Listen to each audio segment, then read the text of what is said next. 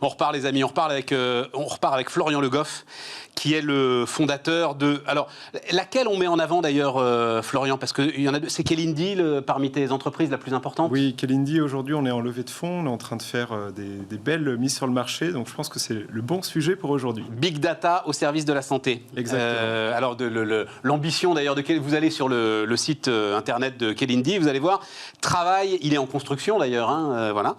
Travaille à prolonger votre espérance de vie en bonne santé. Exactement. Belle ambition. On est sur le sujet de la santé. Tu n'es pas une application de fitness. Voilà. Non. Non, on est une vraie application de santé. Non, mais le régime et la fitness. Raconte-moi ce que tu fais.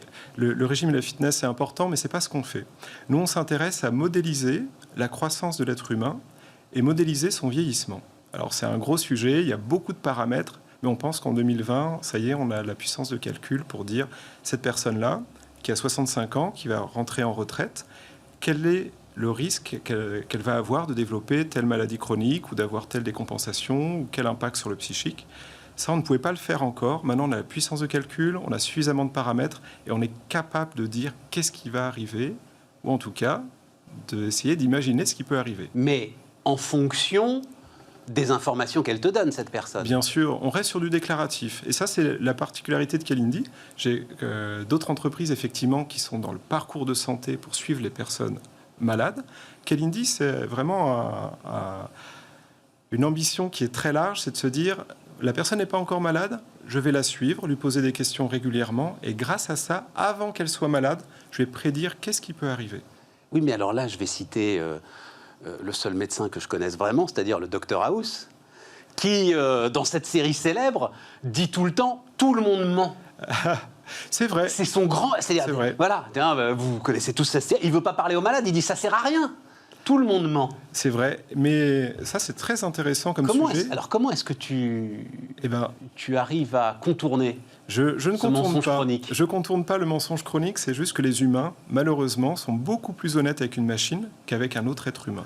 Et la réalité, parce qu'il y a des études en oncologie qui le prouvent, c'est que quand on pose des questions au malade sur son état de santé, si c'est une machine qui le pose, le malade va être plus honnête, plus direct et ne pas avoir de tabou avec la machine.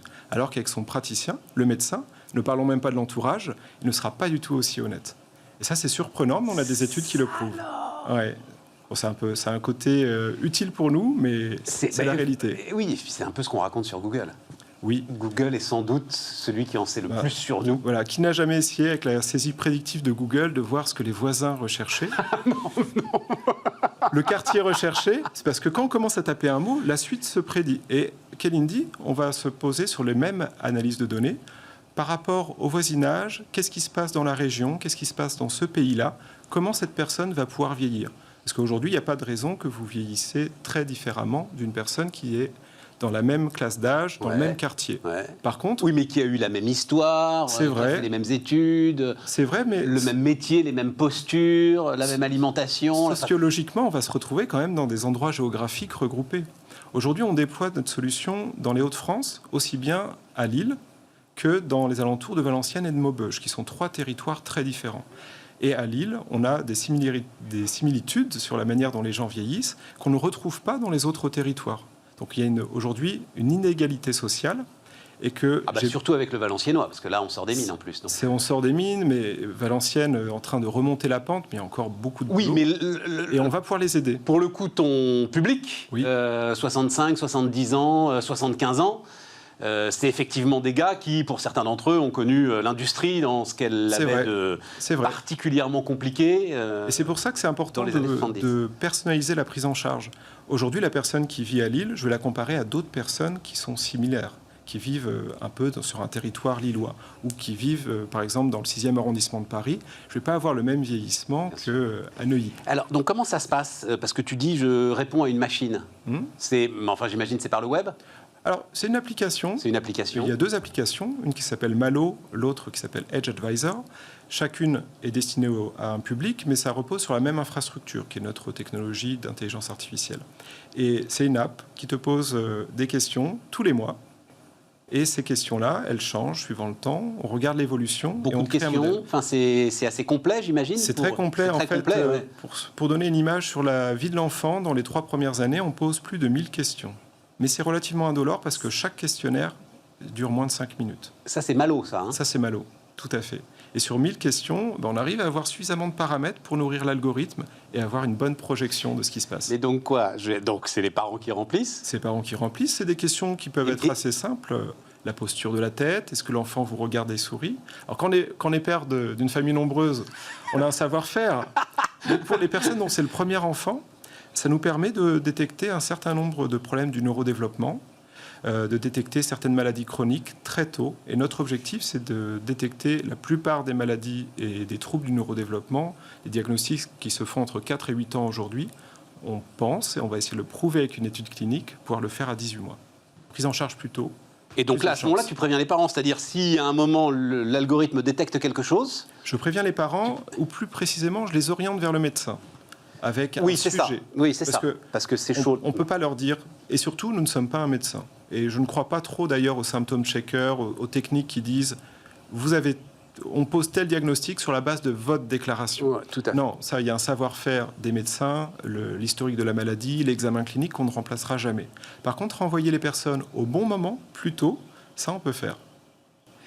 Donc ça, c'est Malo pour le développement de l'enfant. Et Malo va suivre l'enfant pendant combien d'années? Alors là, on le sort le 1er avril entre 0 et 3 ans, mais l'idée, c'est d'aller jusqu'à 16-17 ans.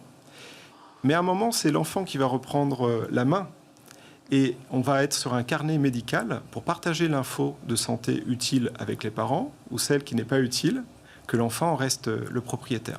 Je donne un exemple. Ton idée, c'est que ce soit l'enfant qui remplisse. À long terme. De quel âge? À partir de 15-16 ans. À partir de 15-16 ans, ah oui, voilà, en fait, c'est ça. À partir du moment où avoir des enfants qui vont consulter eux-mêmes le médecin, il n'y a pas forcément lieu que le parent soit informé. Tout à fait. Il peut y avoir des sujets sensibles. Oui, tout à fait, tout à fait. Mais pourtant, on a beaucoup de sujets dans l'adolescence, au niveau de l'alimentation, au niveau des addictions, qui peuvent être des addictions aux écrans. Les parents sont en recherche d'infos et on va leur apporter un premier niveau d'infos. Et les rassurer ou peut-être les inquiéter un peu, à juste titre. C'est passionnant et comme à chaque fois, et c'est ça le sujet, Florian, c'est qu'on ne sait pas si on doit s'en réjouir ou s'en inquiéter finalement. Je pense qu'on peut s'en réjouir. J'ai comme de cette forme de déterminisme. Alors, c'est vrai que c'est une forme de déterminisme. Mais il faut voir qu'en France, on a un très bon système de santé. Le système qu'on est en train de concevoir, on va le proposer dans d'autres pays. Et l'image que je donne, notamment quand j'en parle à mes investisseurs, c'est se dire que l'expat qui est peut-être dans un autre pays, dans un autre continent, il n'a peut-être pas le pédiatre ou la personne qui va être à ses côtés pour faire des consultations régulières de son enfant. Avec une techno qui est un peu déterministe, on va pouvoir quand même poser un ensemble de questions et avoir un simili-pédiatre pour faire le suivi de l'enfant. Oui, non, mais, et puis au-delà de ça, comment est-ce que je pourrais dire ça? Tu fausses pas le réel. C'est-à-dire, ce déterminisme... Il est présent. Voilà, c'est une réalité. C'est exactement une réalité. C'est factuel. C'est factuel. Et c'est ça qui est très intéressant, c'est que c'est issu de mes précédents travaux dans le cancer, dans le suivi des patients en oncologie. Comme je disais, ils sont plus honnêtes avec la machine. En tout cas, pas plus honnêtes, mais ils ont moins de tabous à parler de tous leurs problèmes et qui peuvent peser très lourd sur la santé mentale, sur les relations intimes, avec la machine qu'avec le praticien. Avec nous, ça va être pareil. On va relever des choses qui sont déjà là. On va mettre le doigt dessus et on va aider les personnes à être bien orientées. Et derrière, donc l'autre aspect, justement, personnes âgées. Seniors, pas forcément personnes âgées, parce qu'on commence à 65 ans. Je revendique, moi. Oui, d'accord, si tu veux. Mais là, donc, ça veut dire quoi? C'est tu donnes une espérance de vie, par exemple? Ah non, l'espérance de vie, c'est un non-sujet, parce que ce qui est très intéressant dans le vieillissement, c'est que c'est un processus qui est le même. Le vieillissement cellulaire, il s'applique en biologie à tout le monde de la même manière. Mais suivant les conditions initiales, comme on disait tout à l'heure, le parcours qu'a eu la personne, son mode de vie, ses relations sociales, ça va se passer de manière très différente chez chaque individu. Donc c'est un processus qui est très sensible aux conditions initiales, c'est-à-dire un processus chaotique. Donc on ne pourrait pas donner une espérance de vie. Par contre, prédire ce qui peut se passer dans les mois ou les années à venir, ça, on sait faire. Et c'est même assez simple. Et dans ces cas-là, évidemment, essayer de trouver des solutions pour prévenir, enfin, en tout cas, essayer de en fait, même limiter. De manière éthique, on peut soulever des alertes que là où on a des solutions et des protocoles de prise en charge. Par exemple, sur les maladies neurodégénératives, On sait maintenant repérer certaines maladies assez tôt, des signes avant-coureurs dans la cinquantaine, dans la soixantaine. Mais on ne pourrait pas forcément le dire parce qu'aujourd'hui, il n'y a pas de prise en charge derrière. Sur les maladies chroniques, on a des signes d'appel pour lesquels on a des prises en charge. Et là, on peut les accompagner. Mais, par exemple, en IA, il y a une étude qui est sortie très récemment sur les Alzheimer. On s'est rendu compte que sur la grammaire et la forme des lettres, certaines personnes avaient un tracé spécifique qui derrière se traduisait par... Qui indiquait qu'il y avait des prédispositions... ou plutôt, ces personnes qui avaient ce tracé spécifique développaient un Alzheimer par la suite.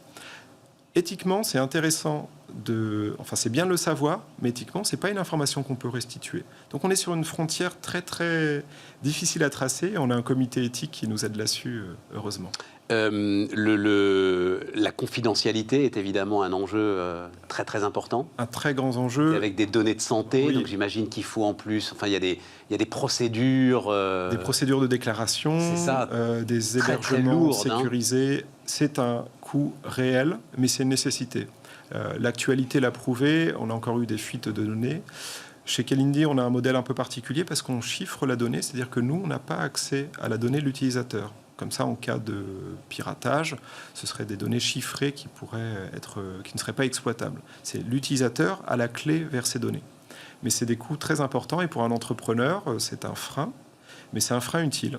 C'est un frein utile. On ne peut pas faire n'importe quoi avec la data. La data dans la santé, c'est l'âme de fond, juste pour finir comme ça, c'est-à-dire c'est un élément qu'il faut que auquel nous, citoyens, on commence à réfléchir. Oui, parce qu'en fait, la data, c'est l'infrastructure de la santé. Savoir comment vous avez vécu et comment vous êtes aujourd'hui, c'est de la data. Et cette data peut prédire des choses. Les consommations de soins que vous avez eues dans le passé, c'est de la data. Et tout ça, ça fait une infrastructure. Et qu'est-ce qu'on va construire sur cette infra ? Aujourd'hui, on ne sait pas. Mais comme toute infrastructure, il faut l'entretenir, la protéger et faire en sorte qu'elle soit utilisable par les autres aussi, et ce qui s'appelle l'interopérabilité. Oui, mais tu penses qu'il est légitime de construire, par exemple, des contrats d'assurance sur cette infrastructure ? Sur la data d'une personne en particulier, ouais. C'est non. Là, je suis très, très clair, c'est non. Sur la data issue d'une cohorte, pourquoi pas ? Mais pas sur la donnée de santé qui va révéler une installation de maladie chronique, plutôt sur la donnée de santé issue des comportements de vie. Il y a des limites, et ça, c'est un sujet qui est en plein débat actuellement. Ouais, absolument. Il Donc, comportement de vie, ça veut dire quoi ? C'est-à-dire, pour que ce soit quelque chose d'incitatif ? Pour que ce soit exactement... Et pas quelque chose qui condamne, en fait. C'est ça. En fait, condamner n'aurait pas de sens. C'est-à-dire condamner... Oui, puis ce serait une injustice terrifiante. Ce serait une injustice, et surtout, ce serait... Pourquoi une injustice ? Parce que ça n'aurait pas de sens. Une personne peut tout à fait développer une maladie chronique suite à une condition génétique, suite à un manque d'information, suite à une mauvaise connaissance du monde de la santé et de son propre corps. On ne peut pas pénaliser les gens pour ça. Par contre, les inciter, il y a une vraie question. Est-ce qu'il faut rémunérer les patients ? Est-ce qu'il faut les inciter ? Est-ce qu'il faut les inviter à bénéficier d'une meilleure prise en charge s'ils partagent leurs données et qu'ils aident la recherche ? C'est des sujets qui sont en plein débat actuellement en France et on y participe. Florian Le Goff, donc le fondateur de Kalindi, qui était notre invité sur Bismart. Les amis, on se retrouve demain.